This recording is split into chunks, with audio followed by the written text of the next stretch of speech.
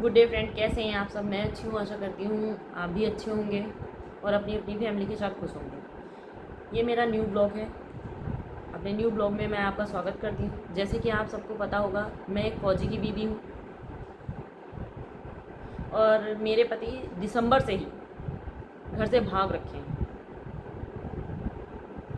ये कहाँ जा कर के किसके साथ रहते हैं मुझे पता है, और जल्दी ही उस लेडीज़ को भी मैं सबके सामने लेके आऊँगी। उन सारी लेडीज़ों को मैं सबके सामने लेके आऊँगी। उसके लिए थोड़ा वेट करना पड़ेगा, क्योंकि मेरे को थोड़ा सा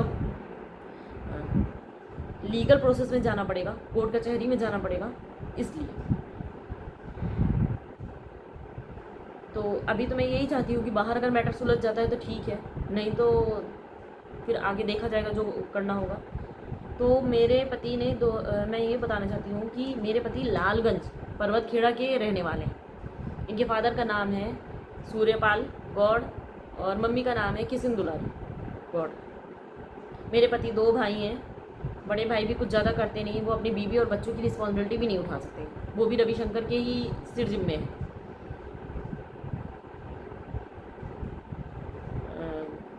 और जो है मेरे जो रविशंकर के जीजा लोग हैं, वो भी कुछ करते धरते नहीं हैं। पर हाँ, बच्चे सबके ज़्यादा हैं, इसलिए जो है जिम्मेदारी सबके सिर पे ज़्यादा है। तो उसके लिए रविशंकर को ही आगे किया गया कि भाई तुम्हारा चाचा फ़ौज में है, तुम्हारी शादी कर देगा। और भाभी से बोला गया तुम्हारा देवर फ़ौज में है तो तुमको जो है सारे सुख देगा, पति वाला सुख भी दे देगा, कोई बात नहीं है। अगर बड़ा बेटा नहीं कर सकता तो वो बीबी के साथ नहीं रहेगा तो थोड़ा बहुत तो तुमको भी करना पड़ेगा, एडजस्ट कर लेना। ये हो गया है मेरे यहाँ। और भांजियों से भी बोला गया है कोई बात नहीं, तुम्हारी शादी तुम्हारा फौजी मामा कर देगा। बस मेरा पति, जो मेरा पति है जिससे मेरी शादी कराई है इन लोगों ने, बस वो गायब है घर से। तो जब भी मेरे यहाँ किसी की शादी होने वाली होती है ना, तो मेरे यहाँ ये नौटंकी मस्ती है। मतलब रविशंकर का घर से भाग जाना, 1 रुपया नहीं देना, पूरे रिश्तेदारियों में घूमना, यार दोस्ती में घूमना, मुझे बदनाम करना, बच्चे को टॉर्चर करना, मुझे जान से मारने की कोशिश करना, बच्चे को जान से मारने की कोशिश करना। ये रविशंकर का ये पहले का नहीं है। मतलब ये फर्स्ट टाइम नहीं हुआ, ये अब की 4थी बार हुआ है।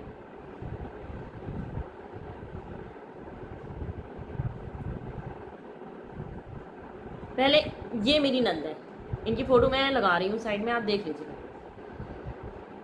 ये मेरी पति की बहन है। जब इनकी शादी करनी हुई तो इनकी शादी में मुझे करंट लगा दिया गया कि भाई निपटा ही दो, क्योंकि आगे 6 भांजियाँ एक की हैं, मतलब एक लड़की की 6 बेटियाँ हैं, फिर दूसरे के और बच्चे हैं, फिर इनकी भी शादी होगी, इनके भी बच्चे होंगे, भाई के भी बच्चे हैं। रविशंकर की पेमेंट में कितना हो जाएगा।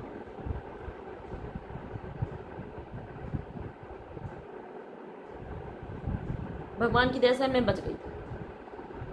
करंट लगवा दिया था इन लोगों ने, पर मैं बच गई। उसके बाद 2017 में रविशंकर के जो जीजा हैं दिनेश, रविशंकर की भाभी सुनीता, रविशंकर की मम्मी किसिन दुलारी, और ये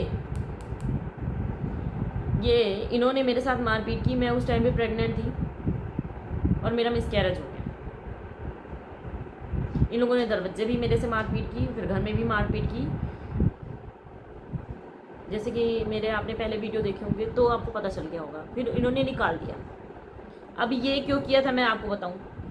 ये हैं रविशंकर की भांजी, मैं इनकी फ़ोटो लगा रही हूँ। इनकी शादी के लिए दहेज चाहिए था उस टाइम पे। फौजी है, कमाता है, तो उसकी पेमेंट इतनी हो जाती है कि मतलब अगर वो 6-7 महीने या साल भर का जोड़े तो अच्छा खासा दहेज हो सकता है भाई।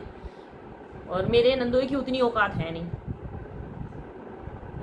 तो ये पैसे निकालते नगद अकाउंट से दे देते। इन्होंने 2017 में मुझे घर से निकाल दिया। उस टाइम पे मैं किराए के मकान में रह रही थी रायबरेली में।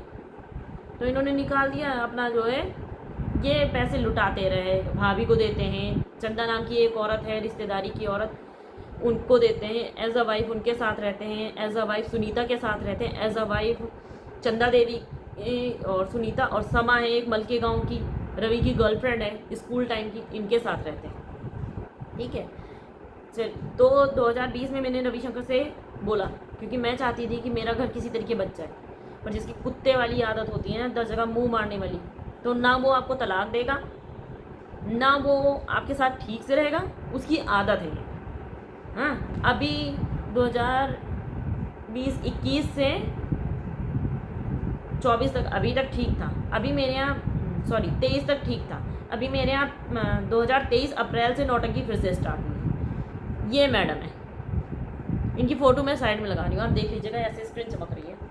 अभी ये मैडम को है कि भाई मेरे को शादी करनी है, मेरी भी शादी करनी है मामा जी, तो दहेज चाहिए। तो रविशंकर ने ये सारे नाटक स्टार्ट किए मेरे घर में। घर से भाग गए हैं, जो सामान था वो उठा ले गए, पर्स, ATM, आधार कार्ड मेरा वो चोरी करके लेके गए हैं। 29 फरवरी को मैंने रिपोर्ट लिखाई है। मतलब लड़ाई जैसी लड़ाई नहीं, और बंदा बात खींचता जा रहा, ऐसे ही रबड़ की तरीके खींचता चला जा रहा। समाज को ये दिखा रहा मेरी बीवी बहुत बुरी है। भाई मैं बुरी नहीं हूँ, मेरे पति का कैरेक्टर ख़राब है, और उनकी जो बहनें हैं उनका दिमाग ख़राब है। उन्हें ये लगता है कि हर बार की तरीके जैसे सानू चुप रहती थी वैसे चुप रहेंगी। ऐसा ना हो कि शादी करते करते अब कि तुम हवालात में पहुँच जाओ, क्योंकि हर बार मैं नहीं बोलती थी, अब की मैं सबको कोर्ट में खींचूंगी, खड़ा करूँगी, चाहे वो चंदा हो, चाहे शमा हो, चाहे सुनीता हो, चाहे बिंदेश्वरी हो, चाहे कंचन हो, चाहे अर्चन देवी हो, चाहे तुम लोगों के पति हो, चाहे दामाद हो, मुझे कोई फ़र्क नहीं पड़ता। अभी मैं प्यार से समझा रही हूँ, मेरे रास्ते से हट जाओ, बेवजह मेरी लाइफ में कलेश मत करो, क्योंकि अगर ज़्यादा कलेश करोगे तो मैं थाना पुलिस करके पर्वतखेड़ा में आ जाऊँगी, क्योंकि मैं लीगल वाइफ। अगर मैं आके रहने लगी, कोर्ट कचहरी करने लगी, वहीं से रहने लगी, तो फिर 2 कौड़ी की औकात रह जाएगी। इसलिए मैंने अपने पति से बोला भी, मैंने अपनी पति और बहन उनको भी बोला है, बड़ी बहनों को, कि भाई तुम जो है अगर नहीं रहना रविशंकर को मेरे साथ, तुम मेरे को तलाक दे दो, फिर तुम भाभी के साथ रहो, चंदा के साथ रहो या समा के साथ रहो, मुझे फ़र्क नहीं पड़ता। फिर तुम अपनी भांजियों की शादी करो, भतीजी की शादी करो या खुद की शादी करो, मुझे उससे भी फ़र्क नहीं पड़ता। बट अगर तुम्हें रहना है तो तुम ठीक से रहो घर में इज्जत के साथ, अदरवाइज़ नहीं रहना तो मेरे को डाइवोर्स दो, समाज के सामने खड़े होके वो करो, और नहीं तो ये जो सारी है ना, इनको मैं खुद निकाल दूंगी कि नहीं कहाँ पे है, क्या है घर इनका। फिर आप ये नहीं बोल सकते कि नहीं ऐसे है वैसे है, मैं मेरे पास सबूत है, मैं साबित कर दूंगी, क्योंकि मेरे को इन लोगों का एड्रेस पता है। चंदा देवी रमईपुर की हैं, सुनीता जो है पर्वतखेड़ा में रहती हैं, कान्हा मऊ की हैं, और समा जो है मलके गांव की हैं। तो मेरे को ना बताओ, और बहनों का और भांजियों का भी मेरे को पता है। तो ये जो मेरे यहाँ जो नाटक चल रहा है ना, ये चल रहा है मेरी इस भांजी की, रवि की इस भांजी की शादी की तैयारियां चल रही हैं। मतलब मेरी खुशियों की अर्थी लगाकर तुम अपनी खुशियां कैसे बना लोगे? तुम्हें लगता है कि जैसे पहले हो चुका था शांति से, वैसे सब कुछ हो जाएगा?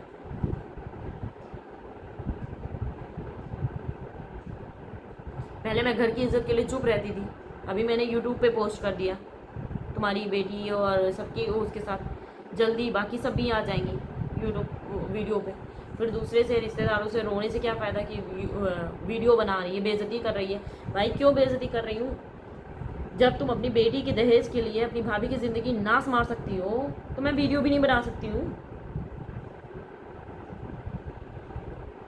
दिसंबर से रवि के अकाउंट में 1 रुपया नहीं बचता, ना ये घर की किस्त देते हैं, ना ये मुझे खर्चे के लिए देते हैं, ना ये बच्चे की फीस के लिए देते हैं। और फिर भी मतलब इनका जो एक फ़ौजी की पेमेंट होती है, मुझे नहीं पता कि एक हवलदार की कितनी पेमेंट होती होगी कंफर्म है, पर वो कहाँ जाती है ये मुझे नहीं पता। अगर आज की डेट में रविशंकर को 1 लाख की ज़रूरत पड़ जाए तो रविशंकर को कटोरा लेके किसी चौराहे पे भीख मांगना पड़े। मतलब फ़ौजी के पास सरकारी नौकरी के बाद, अच्छी पोस्ट पे होने के बावजूद रविशंकर के पास पैसा नहीं है। सारा पैसा निकाल के भाभी को, चंदा को, समा को, जो आवारा दोस्त पाल रखे हैं कुत्ते टाइप, उनको खिलाने पिलाने में, और ये भांजी हैं, इनकी शादी का दहेज इकट्ठा करने में जा रहा है।